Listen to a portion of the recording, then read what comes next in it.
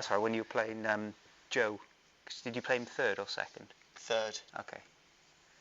So he was on his bounce back because he'd just beaten Mr. James Handley. He had a good day in the end. Yeah. He absolutely trounced him. Have we got numbers on these as well? We do have numbers on these. 1, 2, 4. Yeah. Yep. Well, I'm 2+ technically. So I always roll 2 ones. plus. Why have you put a plus on it? Because I rolled 2+ for my ad scheme. Just gaffed It's just with a marker pen. You just... Yeah. So I had- be aware. The that will first never time, get washed. the first time the world is seeing these tops, and you're immediately. Yeah. I'm trying to decide if they're meant to be like football tops or we've got a new Dice Please dance group forming here. No, I think it's darts. Darts. Darts. Oh, it's darts, I is think it? it's darts. More isn't it? darts, yeah. Have you got your names on the back? Names as well? are on the back Yeah. as well. But yeah. they're the NAF names, not our dart names. Oh, that's different. Scott, what's your dart name? What's your dart? Oh shit, I shouldn't have said that. Oh, you should have saved that for after you've rolled the intro. Yeah, that's got to be the wrong. They did give me a All chance right. to think. Oh, of it. okay. We'll do What's that. your dart okay. name? Well, let's roll the intro then. Okay. Okay, let's start. Give me 5 seconds, please.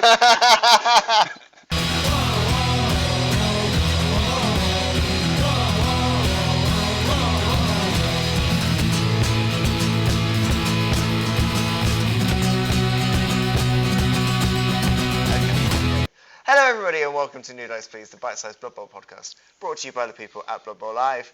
My name is Chris. Joining me, as always, in this slightly unusual setting is Mr. Scott Bryant. Scott, what's your darts name? Good evening, Christopher. My dart's name is the Incredulous Scott. Just the incredulous Scott. Yeah. Okay. Oh, but Bryant's the Incredulous Bryant, something like that, because obviously they don't call him Little or Luke. I don't know. Okay. I was going to go the Incredulous. Thanks. Joining us as well, Mr. Tom Hovell. Tom, darts name?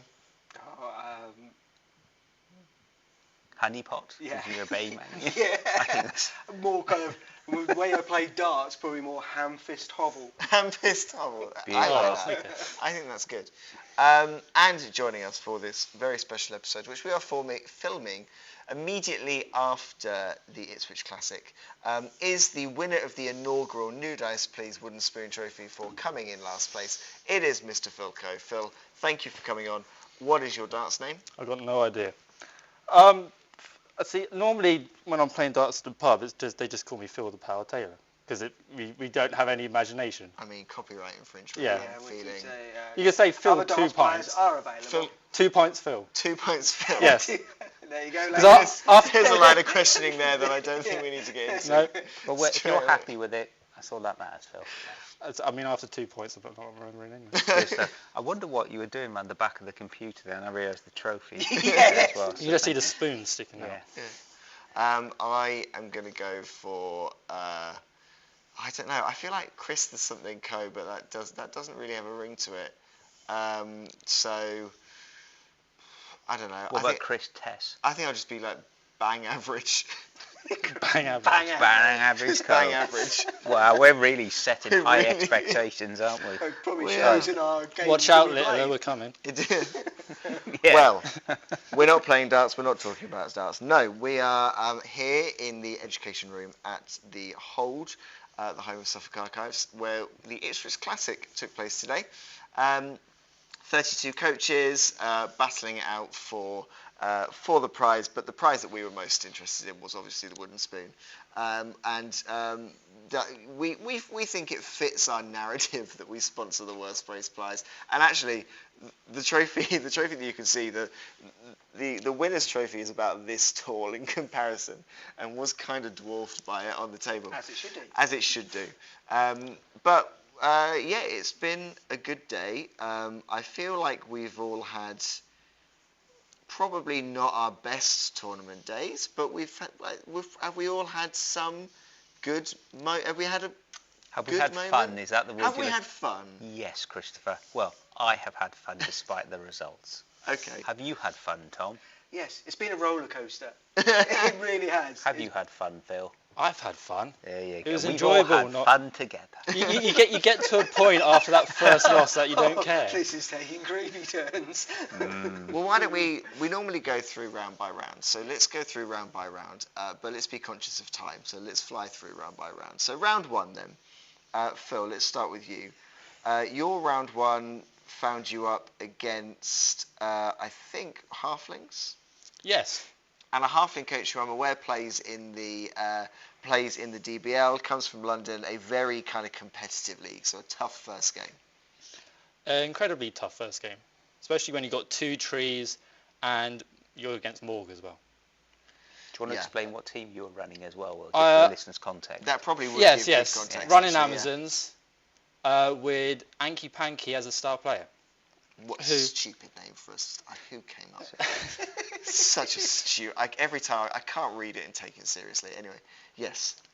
Yeah, and I couldn't put the halflings on the floor, basically. As simple as that. I couldn't do any damage. And We'll come on to this later, but there has been a theme today of a lot of coaches I've been speaking to have been really struggling, yours truly included, to get any decent level of casualties. Even Casualty against number Stumpies or wasn't Halflings. huge, I didn't Yeah. feel. Like they were...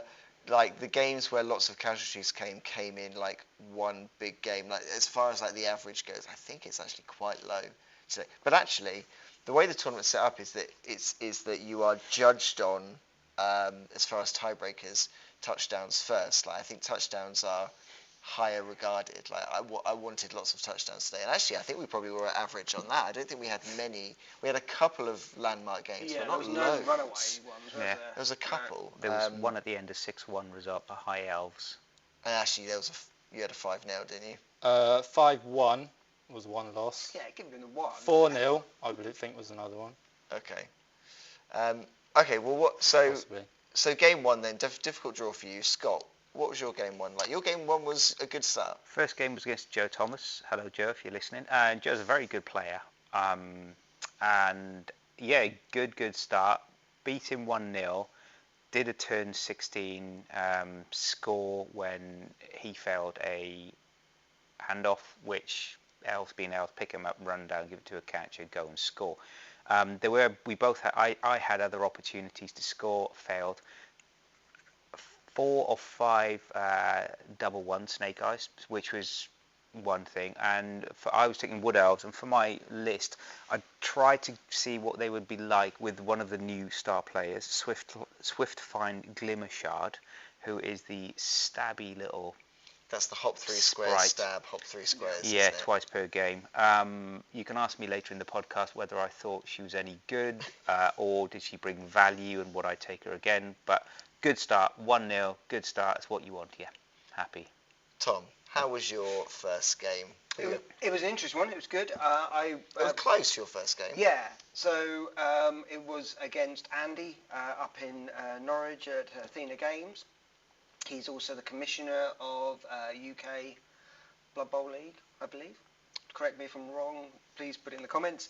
But the interesting thing was he took humans, but he brought Maple. That is a very good setup, because a player with tentacles and strength 6 with no nega traits is amazing. The special rule where you can block 1 square away distance came into great effect right at the end for him to kind of get his final touchdown right at the last minute. So I managed to hold him to a 0-0 right to the last turn. Is Maple... I can't think of another human roster that you would normally see where they have the ability, because normally humans are... you can get quite a lot for your money with humans, so you normally do get a lot for your money. You don't normally get loads of inducements, certainly not enough for a big guy. So I imagine Maple's probably a really affordable big guy. To then have that and an ogre. And an ogre, yeah. So he didn't have any halflings. He had 1 ogre, 1 Maple, all the blitzers, 2 catchers, 1 thrower, and lineman. So it was... And he had guard on the majority of those players. So, yeah. My first game today was against Adam, who I know you've met Adam, and played Adam before at the East Angrian. It was, and it was with Chorfs again, and it was when Chorfs, before they were re-released, so they were a team of legend, and when they had tackle aplenty across the board.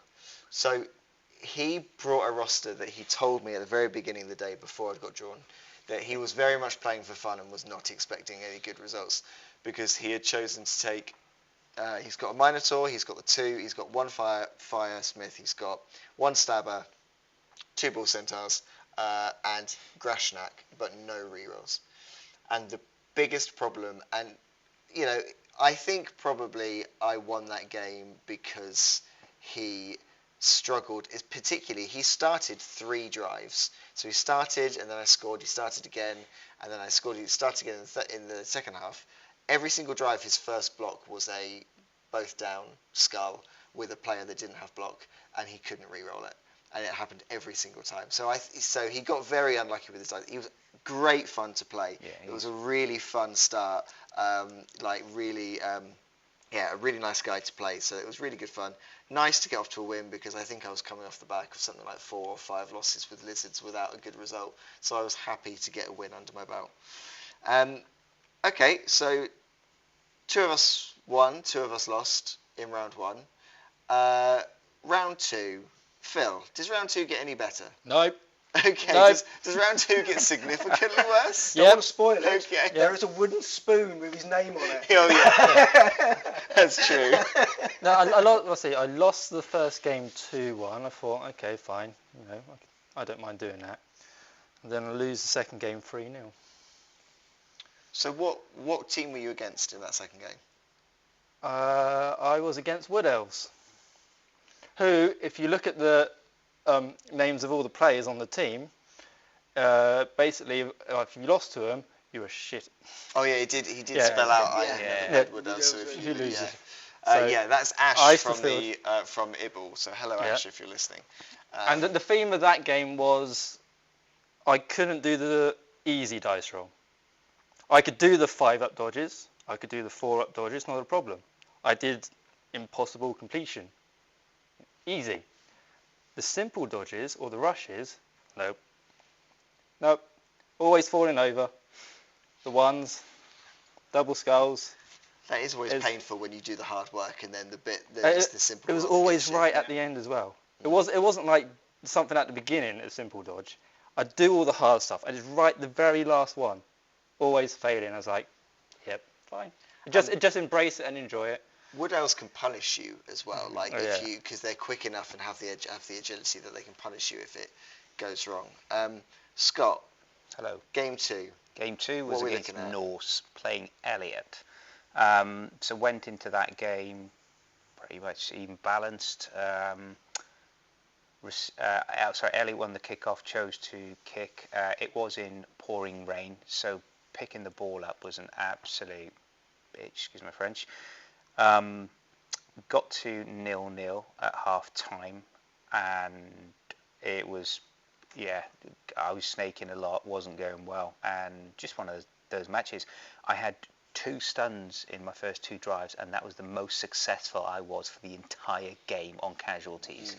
And this is with everything going in, and I was, so I got to second half, and after that it just cascaded, and it was one of those days when actually both my second and third match, the coach then, when I'm sure everybody's been in these games, when you're in a game and the opposition coach is rolling against you, and it's if Nuffle has come down personally and kissed their dice, and they were rolling 9s and 10s on the armor break, and then they were turning into 9s, 10s, 11s, and a couple of box cars as well.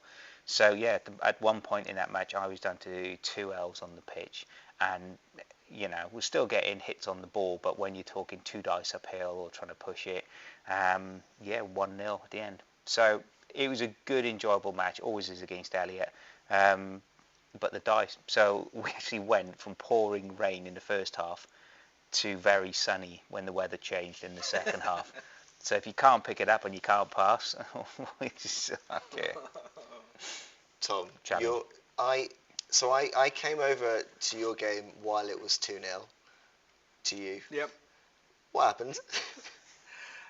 Bloody goblins. That's all it was. So I was playing against Scott Norman and his goblins, and basically I was having a hell of a time. First time I'd really ever played against goblins. Had Fungus Saloon plus another ball and chain. The first thing he did, well, the stupidest thing I did, was I caged up. And I caged up in a normal cage fashion, and he bombed it with Wilhelm in the middle with the ball, and every single one of my players went down, 3 of which were out, and that was turn 2. That's Yeah, and it was just like, oh, great, it's going to be like that. But luckily I managed to get up to 2-0 before the first half. But going into the second half, I literally only had 4 players, 2 of which were zombies. One was a tackle werewolf, and the other one was the ghoul. So, yeah, it was a hard second half where it was just crazy. The ball and chain in that game was just insane. The fact that he can push his players, because he had Scrapper Sorehead, who was pushing down the pitch to do one-turn touchdowns, was insane. He does this a lot. I've seen him do it. He's done it against me, and I've watched him do it against other people, where he plows that ball of chain into his goblins, knowing that if it's a 3 dice, he can select the push, and he can just move his line forward to help him get the touchdown. It's a beautiful sight. Like, it's hilarious to watch, but it's so difficult to kind of defend against when he has so little regard for his own team. He just plows through. Yeah. And the fact is that he seems to have a little plan that he'll position the ball and chain, and he'll always say it's 3 and 4. He'll always roll 3 and 4, so he's always going in a straight line, so he knows exactly where he's going. My game 2 was against Mr. Tom Huns, former ADBBL champion, against his Amazons, which he went undefeated in the league with. And I think I sat down with him, and I just immediately went, so this is just a standard 2-1 grind for you? And he just went, yeah, we'll just get a 2-1 grind, and then we'll be done. And that's what happened. I managed to score relatively comfortably. Did quite well at defending, but couldn't quite stop him. Had a chance at going 2-1 up before the half, but struggled with a pickup. It was pouring rain, so I had pouring rain in my first game, pouring rain again in my second game. I needed to pull off a pretty spectacular pass and catch to then run down to do it, but I'd set it up that it was possible, but it didn't work out. Put enough defence in place that he couldn't score when I failed to pick up. And the main thing that happened throughout the whole game was the Croxagore just did not do anything. I may as well have started the game. If I'd started the game with 10 players on the pitch and not the Croxagore, I would have at least known what I was dealing with. But I just couldn't do anything. And they boneheaded repeatedly, as they always do against Tom. And it was just a bit of a struggle. The highlight being rolling a skull both down, passing the mascot, passing the loner reroll, and then rolling another skull both down was the particular highlight. But Tom played incredibly well, and he knows how to play Amazons. He used Zug very well. It was an interesting build. He used Zug very well. He used his block very well, and it just wasn't to be. But it was good fun. It's always fun playing Tom. He brings a good attitude to the games, so it was a really fun game. Okay, so we go into round 3. I'm hoping for a 50% day. Scott, you're hoping for a 50% day. You can get a 50% day. Yeah. Phil. Yes. You go into this last game against Mr. James Handley, who I don't know if he's ever found himself before in a last place playoff game, but he finds himself in this game. What are you thinking going into it with James Handley playing Rats? Because that's a game that's terrifying at the best of times. I mean, I was naively confident. Okay. I'd had a practice game against Rats last week, and I won 3-2. Okay. I thought, okay, I can do this, I've beaten Rats before, I can do it again. Starts off great. I'm kicking to James, I get a blitz. I've got a blitzer and a blocker on the edge, not marked, who I put right down towards the ball.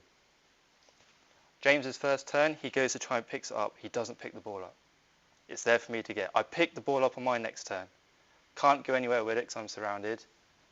I end up falling over, trying to be clever, drop the ball, but I don't injure myself. James picks up the ball, but he can't go anywhere with it because he's surrounded. so the ball stays down the end there. I block James, knock the ball out of his hand. My blitz is free. I pick the ball up on a 4-up pickup. I dodge out. I use hit and run against someone blitzed in to get that extra movement. Yep. Head towards the touchline. I need one rush. Tripwire. Tripwire, flat on the face, knocked out. James gets the ball, down the other end, scores. I just put my feet up for the rest of the game. It's like, fine. Clearly it wasn't meant to be. Wasn't going to win a game today. I was like, fine, we'll just have fun for the rest of the game then. We'll just do the... Was it just me, or did you tell that story like... It felt like I was at a campfire waiting for the monster to come. I was waiting for then... and then to appear. And it sounds like it did in the form of ones. Yeah. Ones... Like I say, Blitzer knocking itself out for the whole game. He didn't want to come back either. On the various number of kickoffs, because James won 5-0. The Blitzer was just like, nah, I can't be bothered. Let's just stay off the pitch. Just a question on that, Phil, then. If you take a step back and look at the day-to-day, look at how dice rolls aside, would you change anything on the Amazons? Were you happy with taking Anki Panky as a star player, irrespective of name? What's your thoughts on that if you look at your day-to-day? Anki Panky was useful because it's that extra movement, it's that armor 10, so not easy to get rid of. It's very useful. Yeah. I probably wouldn't have just gone block. I mean, block having on the Amazons is, great because they're hardly going to be knocked down. But I think there would have been other skills that probably would have benefited me more. Like wrestle perhaps, or break tackle. So, something which to make it more difficult for my opposition today. So the rule set today gave people 1.2 mil rather than 1.15 that a lot of rule sets go for. Do you think if the rule set had been 1.15, you would have bothered with a star player at all? Like, I'm wondering whether a few people... it felt like there were some rosters today that I don't think are the normal rosters that you maybe see for certain teams because you've just got that extra 50k and it just tempts you. Like, would you have still tried to fit the star player in that team, or would you have gone for something else? No, I only went for the star player because there was the, team value there to use it. Yeah. Otherwise, I probably wouldn't have done. I would have put extra skills on other players. I might have mixed it up a bit more and gave one of the blitzers catch, because that was one of the things I failed on quite a bit. I did debate it originally, but then, one of those blitzers with block and dodge is so annoying for the other people. Yeah. Because you're the only one that didn't take a star player out of the four of us. Yes. I tried. I was that coach. I had Wood Elves an extra 50k, and I wanted to test out Swiftfine Glimmershard as she is, the stabby little imp that is the new star player for all elves and Thimble Cup. And my learning is I'm not going to be taking it again. For 2, SP in terms of that level, you'll get more beneficial to elves and woodies from taking SP, whether you take the thrower and you take leader, or if you take another wrestle piece or something else as well. Why was that though? Was it because she got taken out quickly, or was it the fact that the stab just didn't pay off? The stab wasn't too bad in terms of overall, but it just becomes a very vulnerable and very risky piece, which is not what Wood Elves are about. So I didn't think it was a bit of a gimmicky. It was useful to find out now rather than any other time. Yeah. And it's always good. I mean, we've played it in a friendly anyway. Yeah. If I was playing in league and I had that 110k spares inducements, then that's fine. But today, no. Sorry, finishing then with Phil, your star player. If you would take Anki Panky again with Amazons. I probably would take again because he's a very useful player. On the attack, that movement 7 and that strength 4, which is just above most linemen you're coming up against, is very useful. In defence, with the armour 10, makes a good blockade. Doesn't really excel in either way, but it is a very useful piece to have on what's meant to be a fairly agile team. I guess the grab as well allows you to punch holes that you can move, and you can kind of control the field a bit with the grab that you don't have at the moment. I made more use of the stand firm, because many times people wanted to push Anki to one side to create a channel. I was like, nope. And I made, especially in that last game, I made James think a couple of times of having to take different routes because I kept standing firm and he couldn't go where he exactly wanted to. Which is what you need against a roger, don't you? Did he have Juggernaut on his roger there? Yes. Oh, so that turns off stand firm, doesn't it? Anyway, so yeah. Scott, how was your last game then? How was your final match today? It was okay. Lost 3-1. Played against Courtney from Colchester. Hello, Courtney, if you're listening to this one again. A lot of fun, and it was one of those games whereby when, again, like my Norse match, an opposition coach gets on top in terms of numbers versus Wood Elves, it feels like every single armour break gets broken. At one point, I had 2 casualties and 7 elves in the KO box, and every time I rolled, to come up, it was a 2 or a 3 for them to come back on the pitch. So at one point, it was down to 3 on the pitch, and 2 of them were stunned on the floor. So it was just one of those learning curves. I took, in terms of the skill set, went a couple of pieces tackle. I would reconsider that. I'd probably take sidestep on a War Dancer next, or even I've played a Frenzy build. So it was a fun match. Shout out to Courtney as well. And again, it was just one of those days with elves when I couldn't get if I was getting an armor break, I was getting a stun, and more often than not, I wasn't even getting the armor break. So, but hey, c'est la vie. Got to go home, have a pep talk with the dice, and move onwards and upwards. Tom, your last game was against the always fun Mr. Andy Howell. Oh, absolutely. How did you get on against his Snotling Morg build? Yeah, so it seems to be the Snotling meta build. So, Absolutely. So it was the classic all Snotlings, 2 fungus flingers, 2 trolls, both with block, skitter and morg. Yep. It was an interesting one, and again, this was probably, from my perspective, the lack of things that I didn't know, and this kind of comes back from things maybe we'll talk about a little bit later about what did you learn from today. But there was 2 things I kind of learned. Was one, I'm not going to take a star player because I took Wilhelm Chaney, and throughout all the games, I didn't rate him at all. Because you go in and think, oh, he's a strength 4, frenzy piece, fantastic, but he doesn't have block. He has wrestle. Yeah. And that, I just think he's a bit of a glass cannon, because you can't just rush him in. You have to do like any other frenzy player. You have to make sure they're secured and everything like that.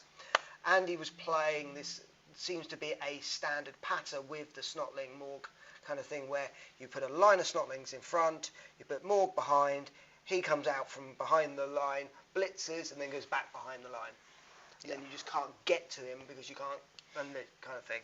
And it was kind of a bit of a grind.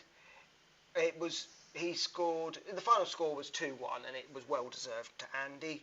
I got like a 2-turn touchdown where I was very fortunate that I got given the ball because it went off on the kick, and I had Wilhelm on the line, and I just legged it down the sideline with 2 werewolves in support. So yeah, it was a good game, good fun game. It was probably one of the funnest games I played today. Yeah.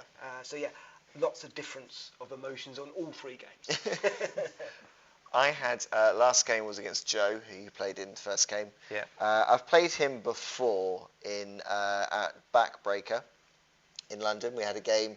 It was I think he was playing Chaos Renegades. It was I think he was playing Chaos Renegades, and I had Ogres at the time, and got just completely annihilated in that one. This one felt a bit more. This one I was kind of quite happy with this result, because considering how bad some of my dice were rolling and how bad it was, again, another game where the Croxagore just did not want to play ball. This time they were activating more, but almost every time they were rolling skull both down and taking themselves off the pitch, or double skulls, and not succeeding on load of rerolls.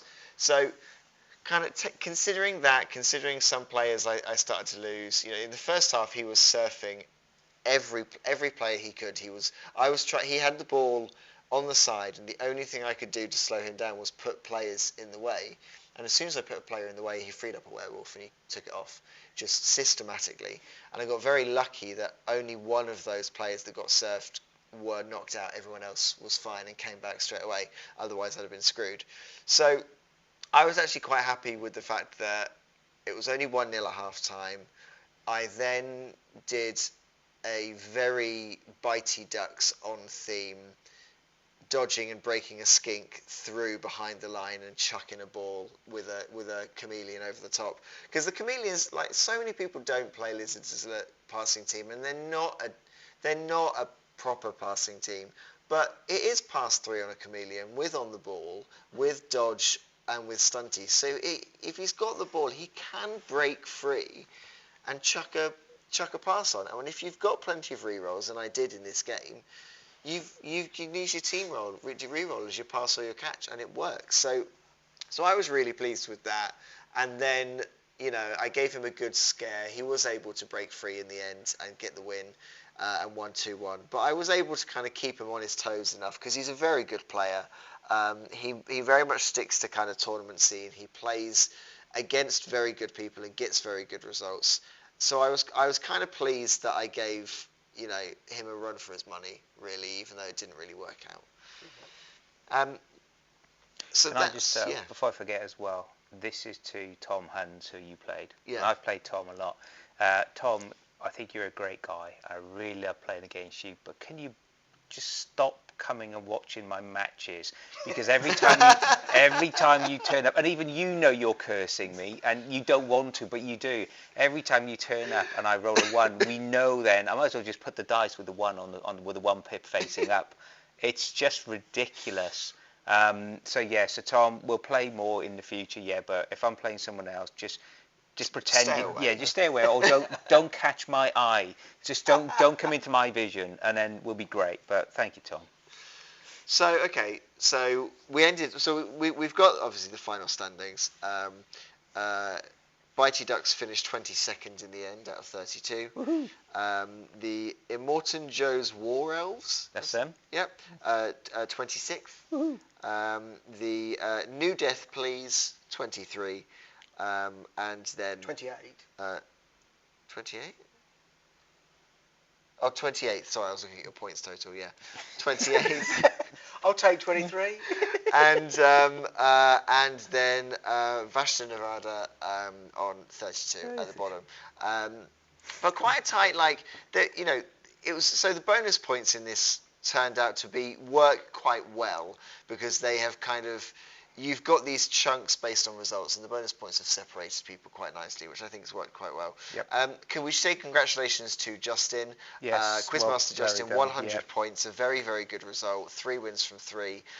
Going into that last game, Luke, who's also been on the podcast before, and Tom, who has been on the roundup several times with us, both could have got a win, but just drew in the last few turns to take that away from them, and it very nearly went down to touchdown difference. So it was a very, very close day.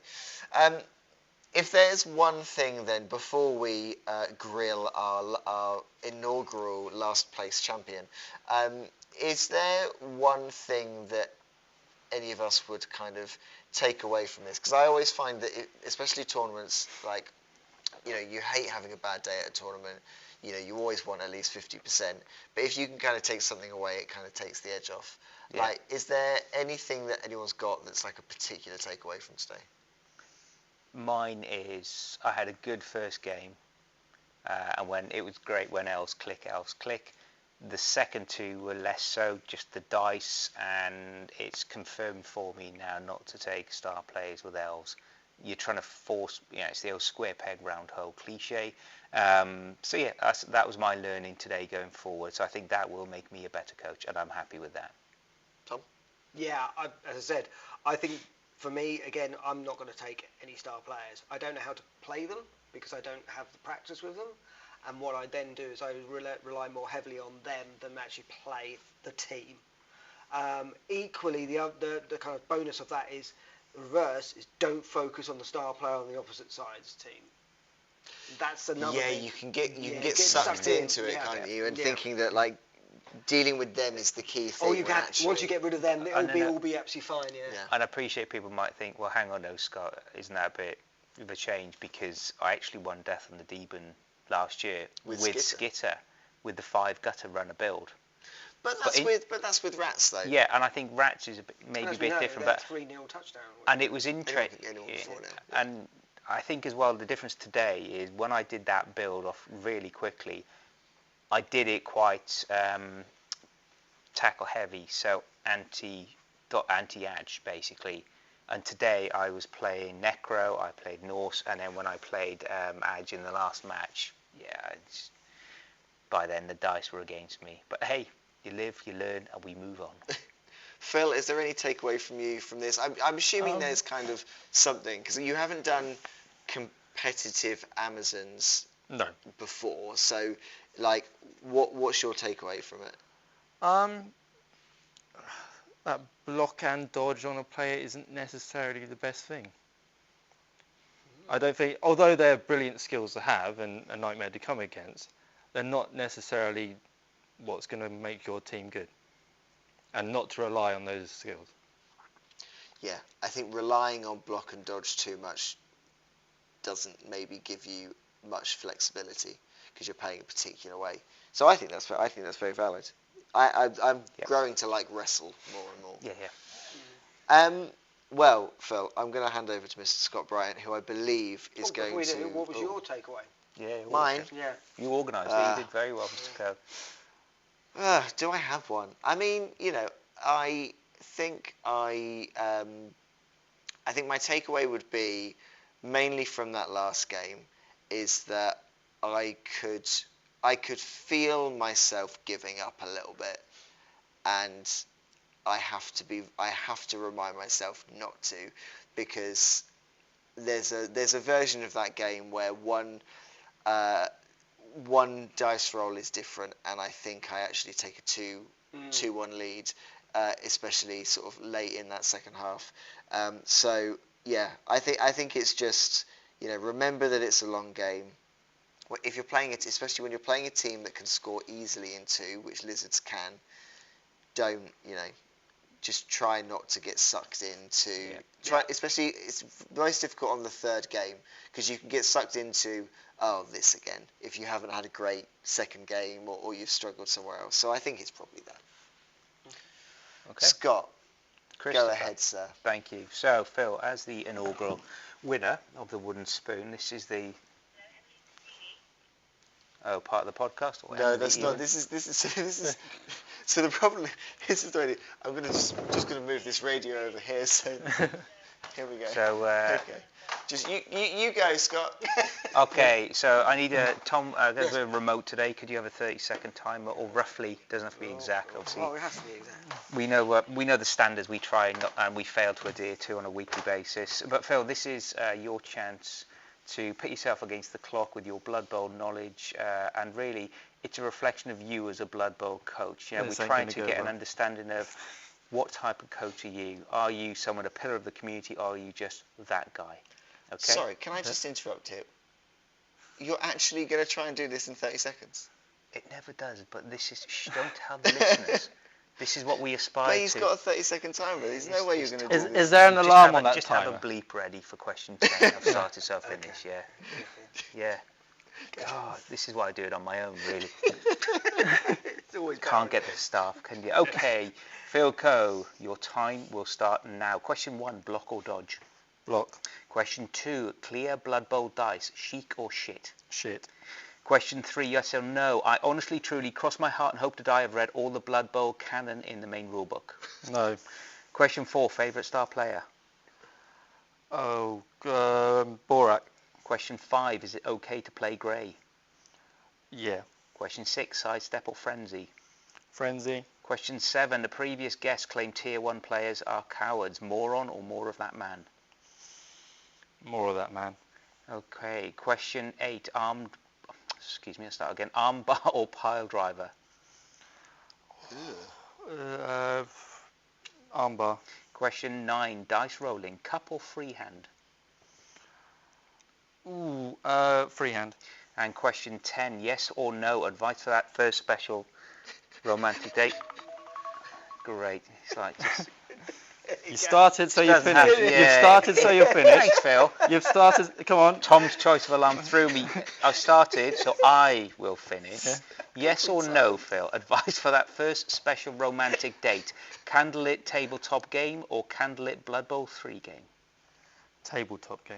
Okay, thank you, Phil. We're going to pass those answers over to our independent adjudicator with no moral compass, Mr. Christopher Coe. The supercomputer is processing the answers right now. And can you give us the Is score? this fair to have my brother decide my score? We're just keeping it Well, it uniform. depends. We're just keeping You know, it. is there not a- Can't be worse than mine. We're keeping Okay. this standard, and there is, that's what we're trying to do. Make sure it's standard and fair for everybody. So that's all about. So, Christopher, can you give us the score, please? Yeah, we're going 5.5. Wow, 5.5. I would try and bring up the leaderboard, but I think that puts you fourth on the leaderboard. Fourth. Is that 4th out of 4? It's fourth of about 8 at the moment. Oh, okay.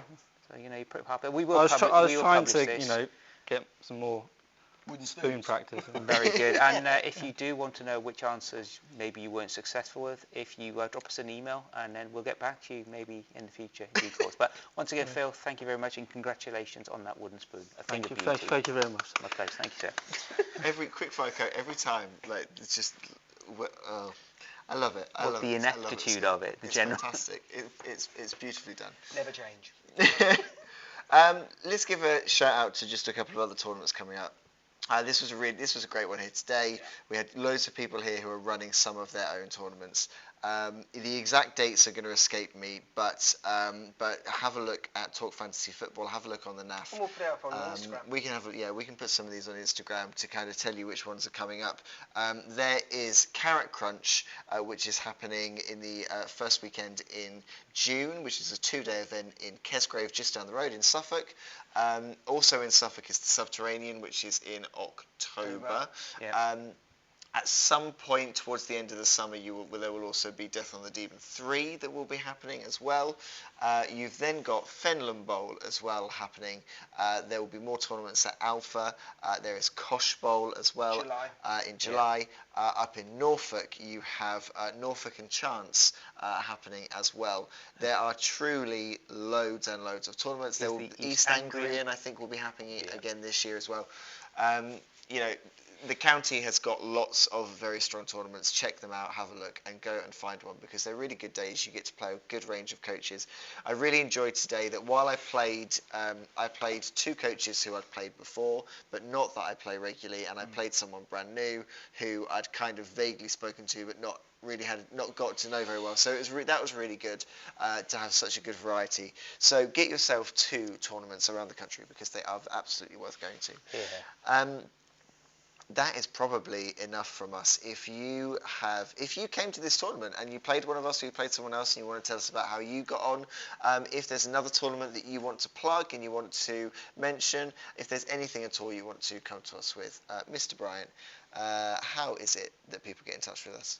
If people do want to share with us their news about tournaments, their successful or not so successful days rolling dice, if they want to tell us, do they like star players in tournaments, or do they just think they're a big gimmick?